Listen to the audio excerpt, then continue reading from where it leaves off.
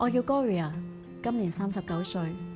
原本以為嫁咗個事業有成嘅好老公，可惜我老公群埋咗班豬朋狗友，仲帶埋佢一齊去賭錢。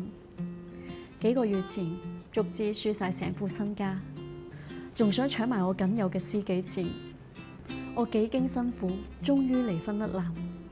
雖然乜都冇晒，要由頭嚟過，但我相信，只要我肯努力，我一定可以過返我想要嘅生活。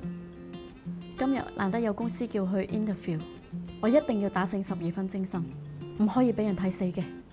Gloria， 你今日 interview 一定得。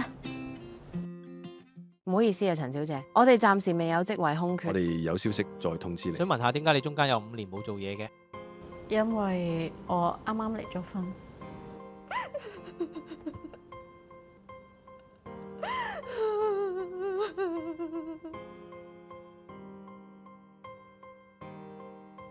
一個人嘅第30日，寄出嘅求職信一封都冇回音。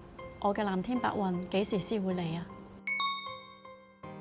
我識一個師傅可以幫到你喎，你有冇聽過分梳啊？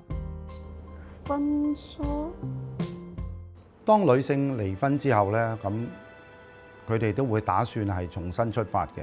咁但係之後咧就會撞到一個嘅重擊，個運勢咧就會急轉直下啦。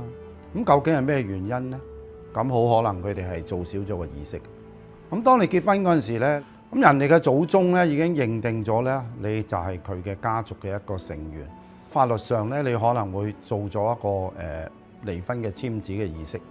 但係喺陰陽界裏邊咧，你冇向佢嘅祖宗講過你任何話俾佢聽，你哋已經係分開咗。分梳係一個利用神就向佢嘅祖宗咧係稟報翻，已經係同夫家嘅祖宗咧已經係斷絕來往噶啦。咁成個過程咧係由我哋請神啦，咁啊將大家嘅資料咧就稟告俾神明，話俾神明知夫妻關係咧已經係完全係完結咗噶啦。